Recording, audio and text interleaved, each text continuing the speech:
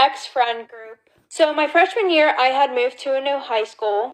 So right away, I started being friends with this group of girls, and they were super nice. And I was also friends with this group of guys. Well, since I was friends with both groups, we all started hanging out all the time, but only whenever I was there. The boys just didn't want to hang out with the other girls. And after a few months, the girls started acting really strange. So anytime that I would hang out with the boys and not invite them, they would ignore me for a whole week. Meaning they wouldn't talk to me in school, they wouldn't answer my messages, or anything like that. Not a single one of them. And also, anytime that we hung out, they would be like, "Oh, invite the boys." And it was like they never wanted to hang out with me. So the one night, one of the boys was throwing a party.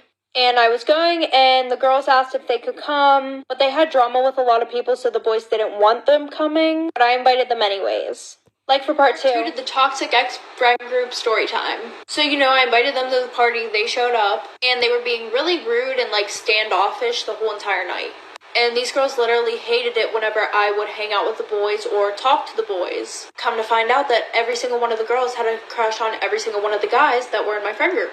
Also, I'm a very friendly person and will talk to anybody, and they got pissed off whenever I was talking to anybody who wasn't them. So a little bit into the party, I start getting a lot of dirty looks from a lot of different girls that I've never even talked to. And this girl walks up to me and she's like, "Why have you been Snapchatting my boyfriend?" And I'm like, "Girl, what are you talking about?" She goes, "A few of your friends told me that you like my boyfriend and that you've been Snapchatting him and trying to get with him."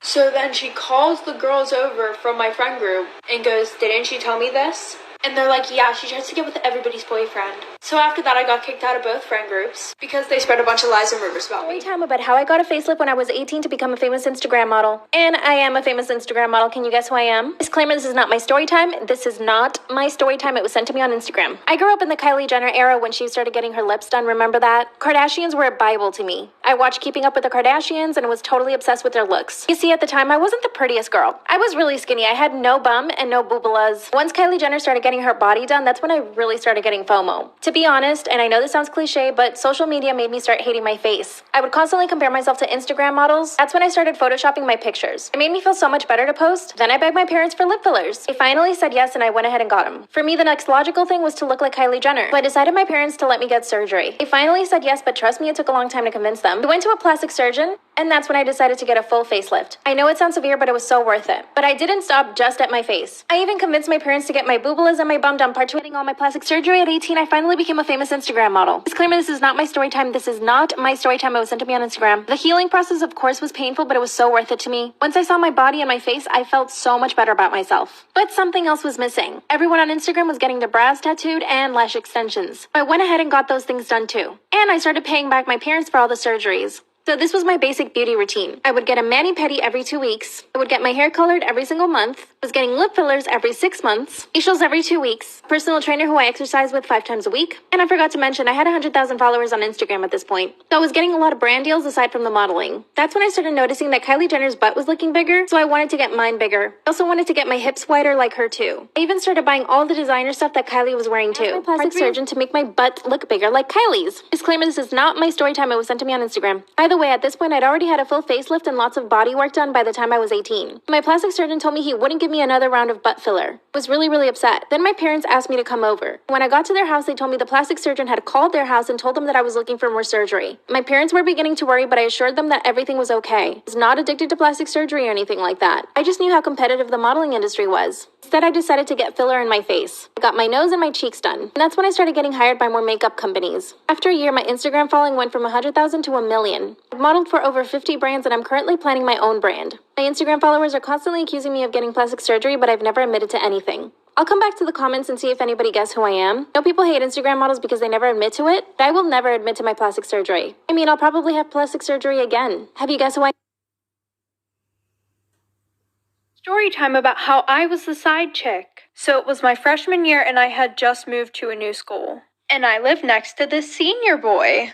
You know, the one that thinks you're good enough to do stuff with, but not good enough to date? Yeah, that one. Well, we both were on the same bus, and I thought he was really cute, so I asked him for his Snapchat. And I got it. So we started talking a lot, and we would always talk about me sneaking over his house because my parents were super strict. So homecoming night, I saw him grinding with this girl, but I didn't exactly think anything of it because literally everybody was just being passed around.